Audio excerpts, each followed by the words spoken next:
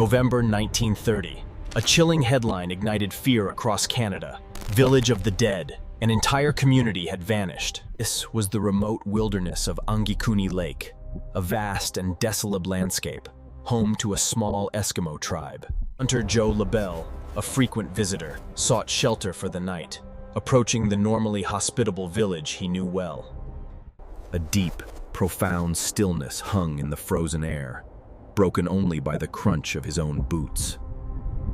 He saw their tents ahead, with thin trails of smoke rising peacefully, suggesting that life was carrying on inside.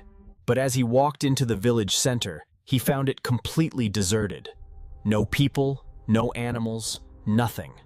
Inside the tents, a disturbing sight. Pots of stew were left hanging over extinguished fires, now burnt solid. It was as if an entire village had risen and walked away in the middle of preparing its evening meal. Delicate sewing projects lay abandoned, with ivory needles still threaded, waiting for hands that would never return to them. He then found the villagers' sled dogs tied to their posts, having tragically starved to death beside piles of food.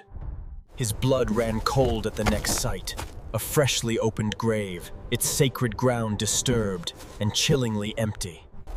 Terrified by the impossible scene, Joe LaBelle fled through the night to alert the Royal Canadian Mounted Police. The police arrived, confirming the hunter's bizarre story. But their investigation only deepened the horrifying confusion. The most baffling clue was found in the snow itself. There were no footprints leading away from the village. Besides Joe's tracks leading in, the snow was a pristine, undisturbed blanket, sealing the camp from the world.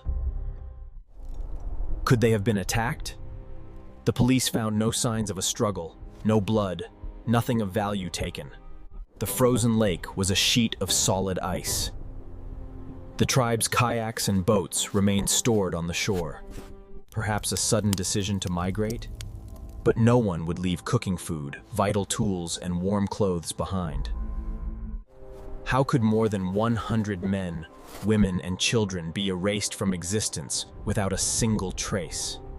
With no bodies and no answers, authorities eventually closed the case, marking it forever as unsolved and unexplainable. Decades later, a new theory surfaced.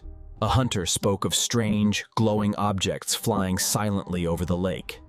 Alien abduction remains a wild theory, but in a mistal with no earthly clues, people looked to the stars.